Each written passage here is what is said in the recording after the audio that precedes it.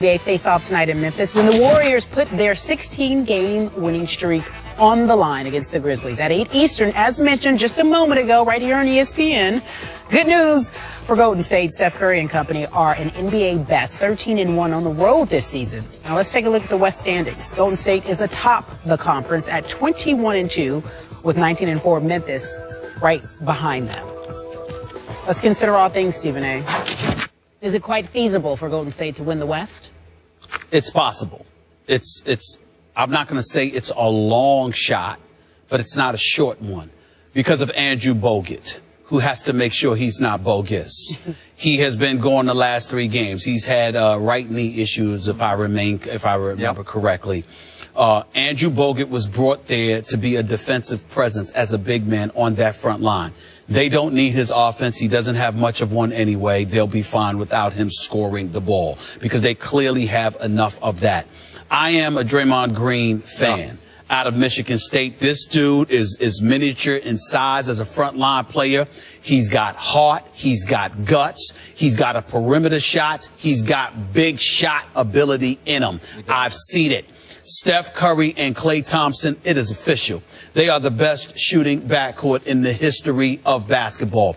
Steph Curry, as far as I'm concerned, if the vote was today, he is the league MVP. He is a superstar. He is box office. He is real. He is legit.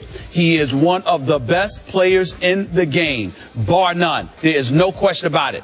But Klay Thompson is special too and worth every penny of his $70 million.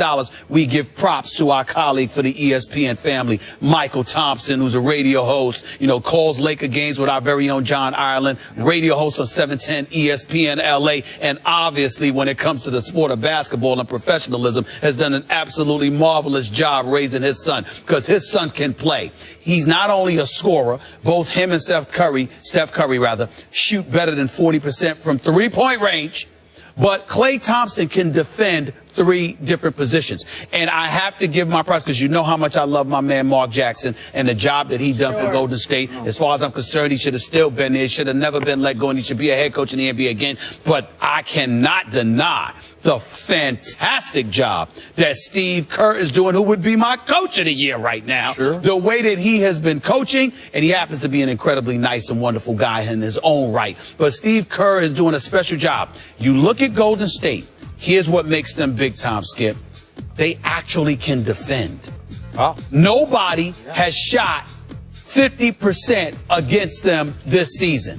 And you look at them, and at practically every position outside of their point guard and Steph Curry, everybody's 6'6", 6'7", 6'8". So they're long. They can get out on perimeter shooters. They've got the size, the athleticism, and the foot quickness to defend inside, whether it be the block shots, draw offensive fouls, grab rebounds. They've got it all. The only question is, I can't believe I'm saying this, it's about Andrew Bogut. Yeah. If Andrew Bogut gives them anything, they could easily be against the San Antonio Spurs or the Los Angeles Clippers in the Western Conference. David Lee could give them a little something. Well, not defensively. Offensively, he's good, but David Lee he's going to have to show up and earn some playing time because they're doing just fine without him. And I like David Lee. He's only played 1 game. I like David Lee. He's going to have to show up. Okay, quick point. People did laugh at me when I said before that draft I would take Steph over Blake Griffin. I'm looking okay on that one. Yes, you are. I'm with you. Yes, you are. This guy. And I love Blake Griffin. Some really special Blake stuff. Griffin's a star. He is. But Steph is Curry is special. And to your point, I'm also a big Mark Jackson fan. I thought this might be a little bit of an early rocky transition. No. And I don't know if Steve Kerr's coming across as more of a good cop. Maybe Mark was a little too hard on him. I don't know, because Mark's a tough guy now. Yeah, He's but it's not the players. I think that there were things on the periphery from an organization that he had to deal with that Steve Kerr doesn't have to deal with at all. So this team is ranked 2nd in the NBA in offense and 7th in defense. That is a potent combination. Now, just a real quick point, and then we'll run. My Spurs are doing it upside down from the way they did it last year. I don't know if anybody's noticed this, but last year they could not beat a contender, but they piled up wins against all the other also-rans. This year, They're losing to also ran such as her Lakers last Friday night. Excuse you. Well, they do. And yet, my Spurs have already gone out and won at Golden State, and they won at the Clippers, and they won at Memphis, and they won at Cleveland. So when they say, let's go get that one, they are highly capable of going to get that game. Do I think that my Spurs could beat this team in 7 games? I do. Now, maybe it's going to be the 7th game at Golden State, but I remember 2 years ago, they won playoff games at Golden State, so they are capable. But this team has arrived as formidable, and I think this team looks like it has conference finals written all over it. Wouldn't you say? Let me say, yes, it does. It really, really does right now, even more so than my Clippers. But let me also say this to you, and this is worth noting. The San Antonio Spurs are Golden State's kryptonite because you have Tim Duncan and, dare I say, Tiago Splitter to really, really thwart, nullify whatever Andrew Bogut is going to give you. That's true. And that daggone Kawhi Leonard, who I think everybody should throw a boatload of money at this offseason. That guy, Kawhi Leonard, if necessary, he can take one of those guys out the game. He can.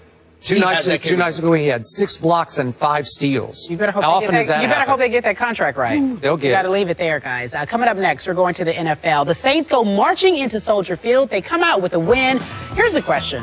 Is it all said and done for the Saints? Will they be able just to breeze through, so to speak?